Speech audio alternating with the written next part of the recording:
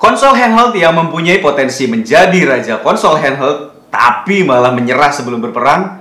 Siapakah dia? Kita gaskan dulu.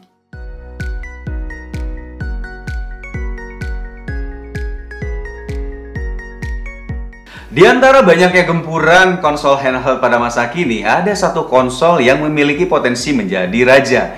Tapi ibarat kata bunga, konsol ini malah layu sebelum berkembang.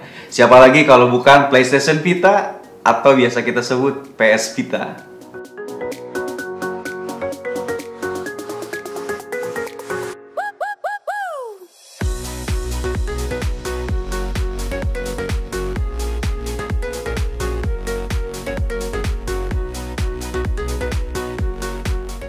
Eits, tunggu dulu. Layu di sini bukan berarti PS Vita itu jelek atau tidak layak kita mainkan.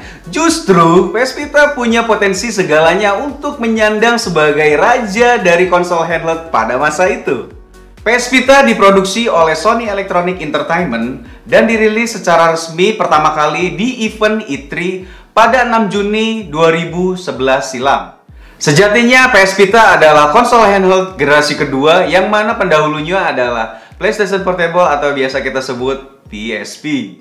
Seiring berjalannya waktu, Sony merilis dua seri PS Vita. PS Vita 1000 yaitu PS Vita Pad dan PS Vita 2000 PS Vita Slim. Dari kedua varian tersebut, tidak banyak perubahan yang signifikan. Keduanya memiliki komponen yang sama persis.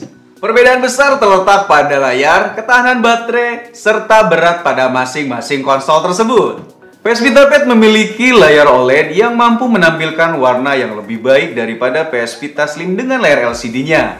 Namun, PS Vita Slim memiliki ketahanan baterai 1-2 jam lebih lama daripada PS Vita Pad. Nah, kebetulan saya sudah punya konsolnya, dan ini adalah versi Slim. Seperti apa bentuknya? Yuk kita lihat. PS Vita memiliki spesifikasi CPU ARM Cortex A9 quad-core, GPU PowerVR, hingga RAM berukuran 512 MB. Selain itu, input dalam perangkat ini tidak terbatas tombol saja. PS Vita dilengkapi fitur touchscreen multitouch, touchpad, dan 6-axis. PS Vita juga memiliki dua analog stick yang memungkinkan kamu bermain game first-person shooter seperti di konsol. Sejarah sudah, speknya bagus. Kok malah layu? Kata abang, PS Vita punya potensi buat jadi raja. Tenang, kita akan terangkan beberapa alasan mengapa PS Vita layu pada masa kejayaannya. Yang pertama, mahal. PS Vita merupakan konsol handheld premium dengan harga yang tidak murah pada awal kemunculannya. Pada tahun 2011, pada saat perilisannya, PS Vita dibanderol dengan harga $250 yang notabene lebih mahal ketimbang kompetitornya yaitu Nintendo 3DS. Pada saat itu, Nintendo 3DS mampu menawarkan harga yang lebih murah yaitu $170. Harga yang dipatok oleh Sony hampir menyerupai harga konsol rumahan seperti PlayStation 3 ataupun Xbox 360. Alih-alih ngumpulin uang buat beli PS Vita, rasanya lebih rasional kalau uang tersebut kita gunakan beli konsol next gen aja. Iya nggak? 2. Kurangnya dukungan dari developer game.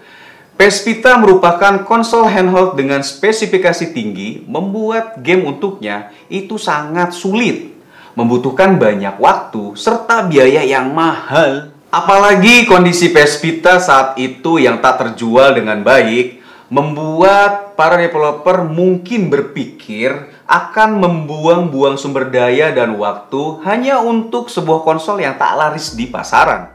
Kurangnya dukungan tersebut menjadi salah satu faktor besar yang menyebabkan PS Vita jadi makin terpuruk. 3. Pasar game mobile yang mulai menjamur. Pada event EGX 2015 silam, Shuhei Yoshida yang berbicara atas nama PlayStation menyatakan iklim sedang tidak sehat untuk pasar konsol portable gaming, yang mana pada saat itu pasar sudah mulai didominasi oleh mobile gaming. Sangat disayangkan pada awal kemunculan PS Vita, iklim dunia game sedang mengalami peralihan dari konsol ke mobile game. PS Vita harus menghadapi kenyataan itu serta mereka harus mengakui bahwa mereka datang di saat yang tidak tepat. 4. Harga kartu yang mahal. Selain harga perangkat yang mahal, Sony tak tanggung-tanggung mematok harga yang cukup tinggi hanya untuk kartu penyimpanan khusus PS Vita. Dan lagi, salah satu kekurangan dari PS Vita dibanding dengan kompetitor adalah tidak mendukung memori yang lebih universal. 5. Menyerahnya Sony. Pada akhirnya yang membuat PS Vita mati, ya Sony sendiri. Kenapa demikian? Sony akhirnya memutuskan untuk menyerah. Karena mereka berkaca pada PS4, di mana pada tahun pertama perilisannya, bahkan PS4 mampu melampaui seluruh penjualan PS Vita sejak pertama kali dirilis.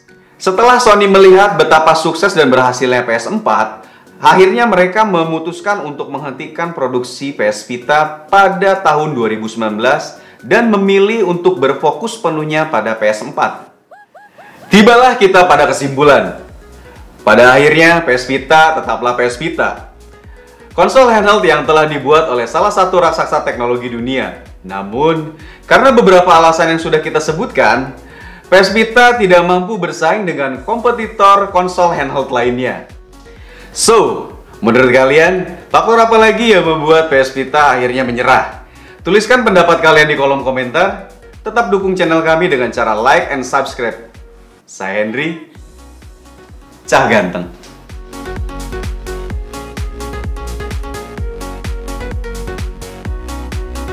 Pada event EGX 2015, susu hendang.